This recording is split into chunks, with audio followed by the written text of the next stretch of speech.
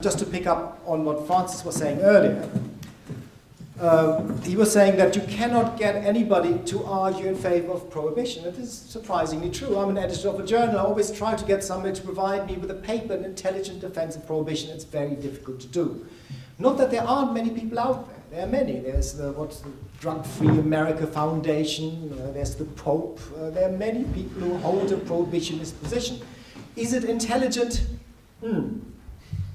Is it progressive? And this is the interesting thing, because when prohibition first started in the late 19th, early 20th century, it was a progressive issue.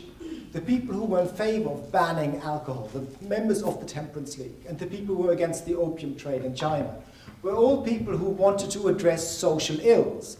And they were fighting big industry, the breweries, the alcohol trusts, and so on. The politicians were reluctant. They did not want to take this on board.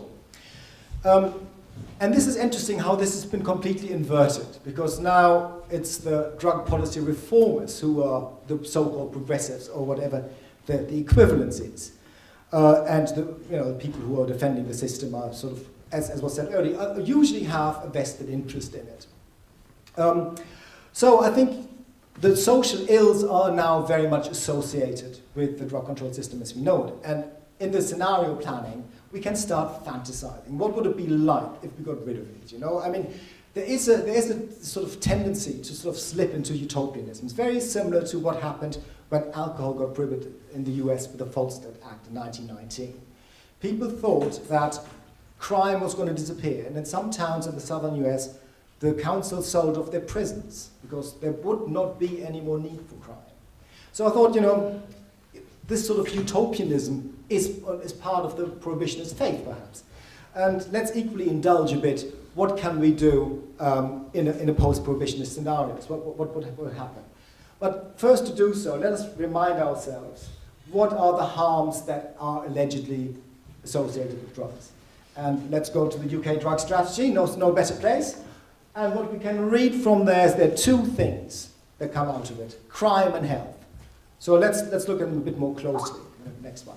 So according to the United Nations Office on Drugs and Crime, the international drugs trade takes up something like 320 billion. I mean, remarkable figures that are sort of only in the dimension of banking scandals and bankruptcies. But it's said to be the third largest commodity trade.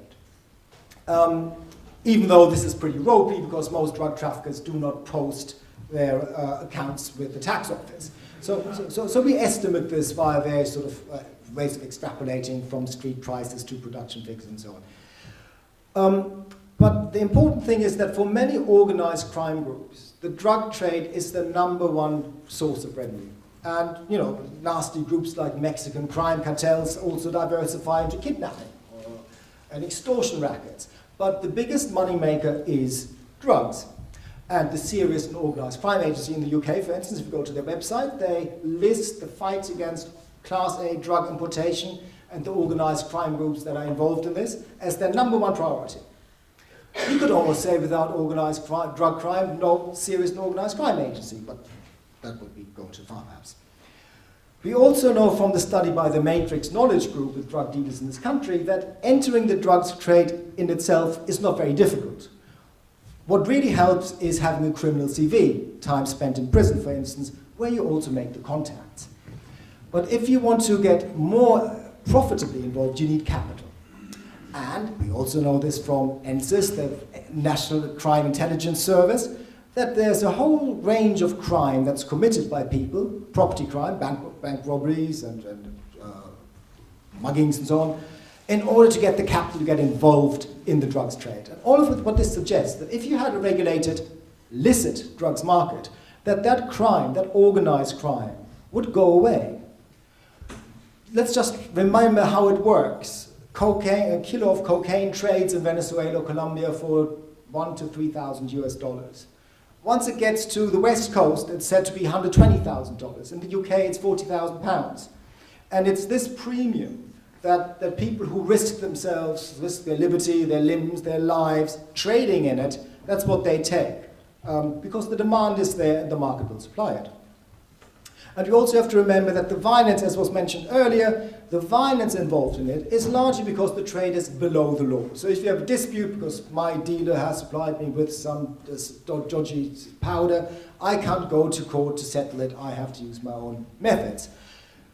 The violence also ripples through it because it comes from the state. The state penalizes people by arresting and incarcerating them. And very often in the course of arrest, as we've just heard, a lot of violence is used. So it's the state that prompts this whole chain of violence that leads to shootings and killings right across.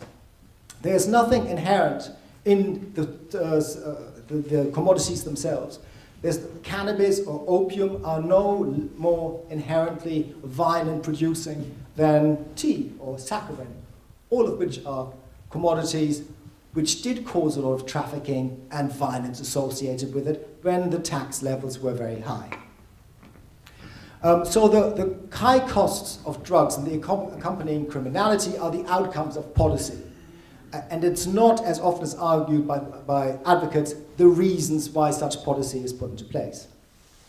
So once the drug trade is regulated, we can assume that organized crime groups will be eliminated, and we can also assume that the price will fall dramatically, because these are pretty basic substances. They're crops, cash crops.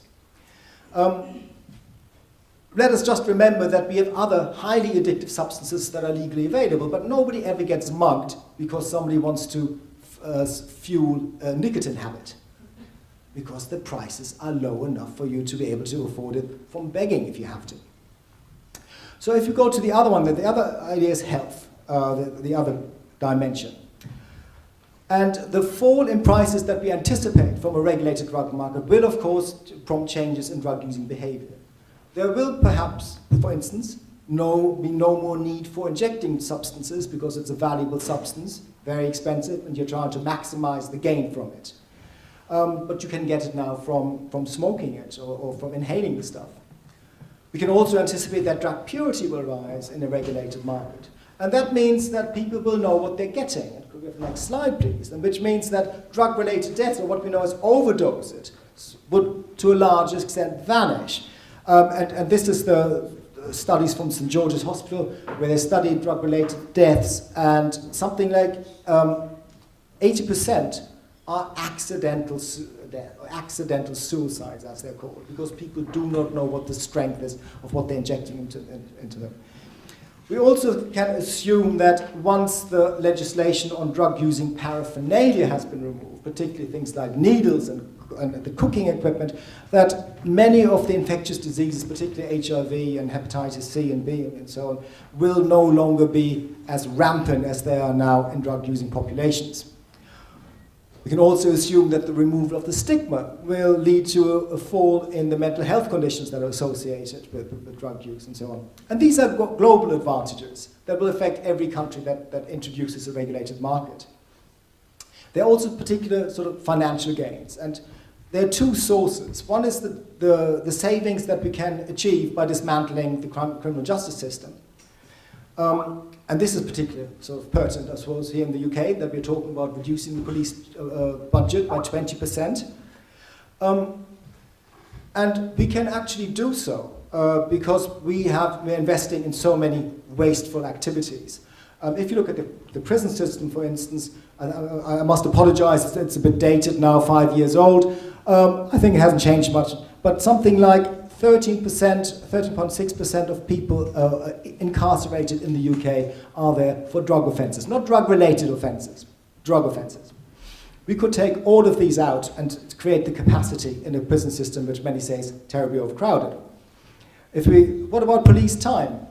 Well, this is the amount of police time that is generated by stops and searches. There were 536,000 drug searches in 2008 and 9, and 288,000 convictions. These include cannabis notifications and so on, which means that the police are spending an awful amount of time policing drugs, and particularly that kind of time what we're worried about, because we're always saying that the police are spending too much time on paperwork and we have to get them out of the back office and on the beat. But when they are on the beat, they seem to be spending a lot of time arresting or searching people for drug-related offences and could be released for doing things that are perhaps more socially constructive. When, all in all, the savings have been estimated to be something like 23.6 billion that could be achieved, or that is currently being spent on policing the Misuse of Drugs Act. So that money could be saved. And what about the tax take? I mean, this is, again, something where we're just speculating wildly. In the Netherlands, where we have a decriminalized cannabis market, it is estimated that the tax take is something like 400 million euros. The Netherlands has roughly a quarter of the population of the UK. Their cannabis prevalence rates are slightly lower than here, so you can sort of easily quadruple that. So we have a sort of a hefty new income stream for the exchequer of 1.5 million perhaps, and we're making savings of 22 million. So there are extraordinary advantages to be had. There are two reservations that I want to build in. First, there is of course going to be a sharp increase in consumption. It's one of the interesting observations that we come out with when we look at the whole sort of methadone and legal high market, that people do actually like to have something where they feel safe, and when it's safely available, they're more likely to try it. And we should sort of, in all reasonableness, expect an increase in consumption. And with that, there will be a reconfiguration of medical complications that go with taking mind-altering substances. And secondly, while the legal market will, of course, absorb most drug-related activities, there will always be some sort of underground market, just as you have trafficking in hand-rolled tobacco, for instance, in order to dodge income taxes or import tariffs. The interesting thing when you're talking about regulated markets, we're always using that term regulated as opposed to the current vocabulary, which is controlled, a controlled market. But it isn't. There's nothing controlled about the market at the moment. The only thing that's controlled is the substance and the person who's in possession of the substance, i.e. they will be arrested. Otherwise, there's no government intervention in the way that the market is configured at all. It's a completely uncontrolled market. And that's why we're trying to regulate it. And the regulation, the argument for regulation comes from the fact that it is so widespread. And we will believe that most people are interested in maintaining within the law. It's no longer a countercultural expression of revolt, as it was perhaps in the 60s. Most drug use nowadays is fairly normalized.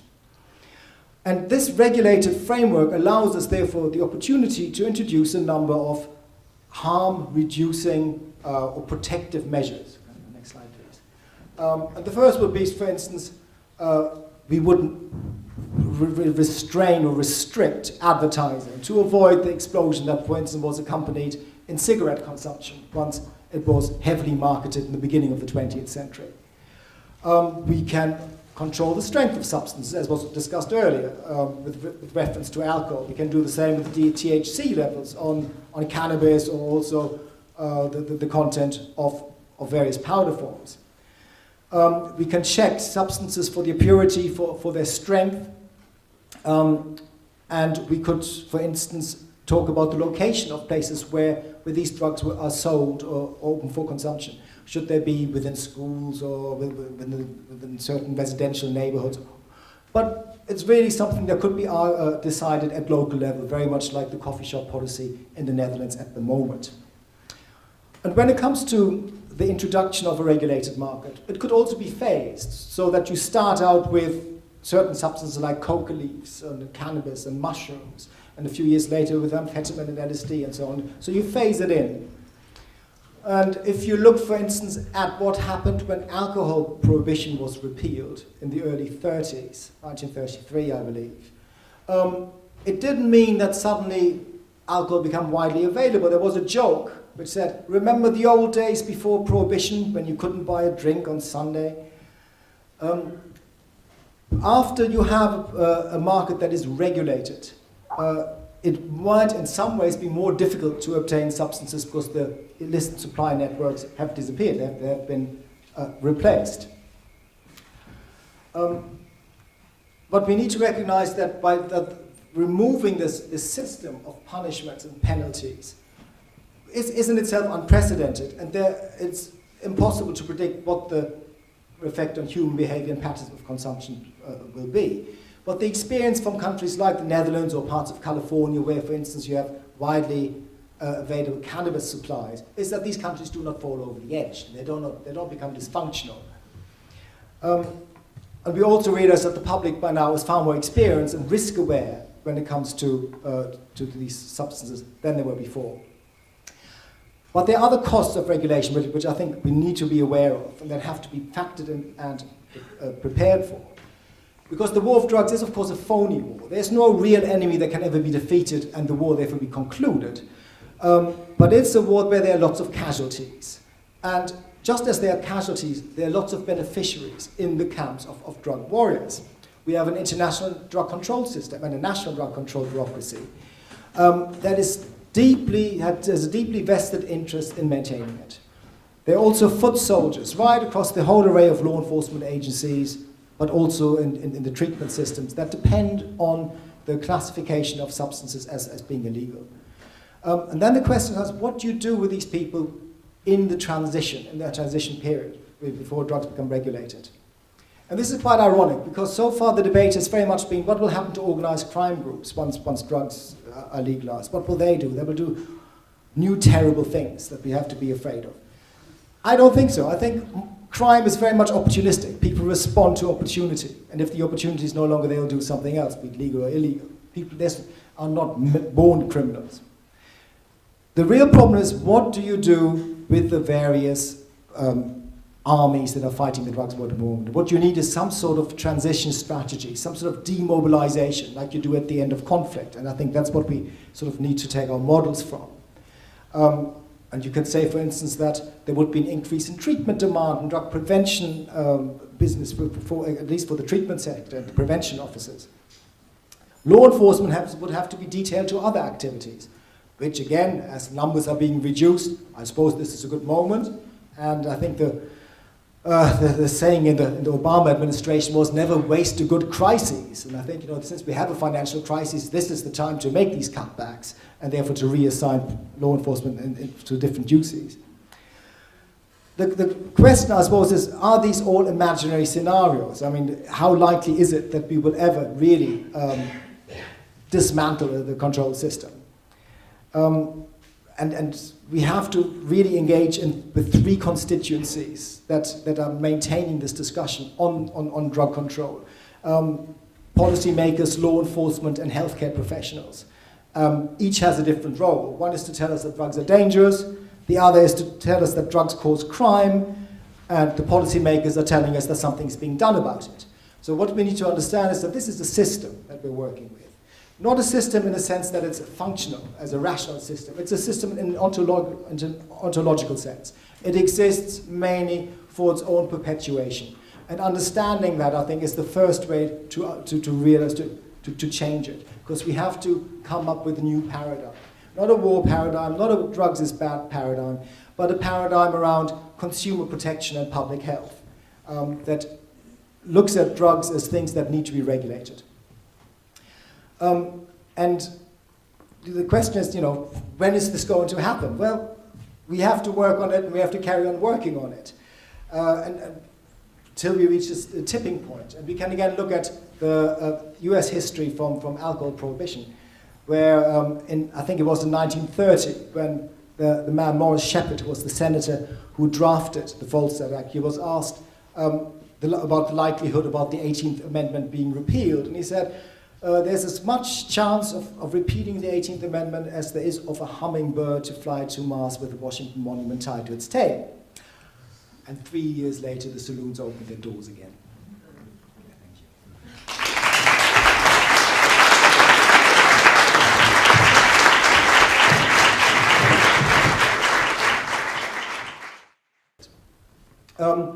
So I think the social ills are now very much associated with the drug control system as we know it. And in the scenario planning, we can start fantasizing. What would it be like if we got rid of it? I mean, there is a sort of tendency to sort of slip into utopianism. It's very similar to what happened when alcohol got prohibited in the US with the Volstead Act in 1919. People thought that crime was going to disappear, and in some towns in the southern US, the council sold off their prisons because there would not be any more need for crime. So I thought, this sort of utopianism is part of the prohibitionist faith, perhaps. And let's equally indulge a bit. What can we do in a post-prohibitionist scenario? Well, is it progressive? And this is the interesting thing, because when prohibition first started in the late 19th, early 20th century, it was a progressive issue. The people who were in favor of banning alcohol, the members of the Temperance League, and the people who were against the opium trade in China, were all people who wanted to address social ills. And they were fighting big industry, the breweries, the alcohol trusts, and so on. The politicians were reluctant. They did not want to take this on board. And this is interesting how this has been completely inverted, because now it's the drug policy reformers who are the so-called progressives, or whatever the equivalence is. And the people who are defending the system are sort of, as was said earlier, usually have a vested interest in it.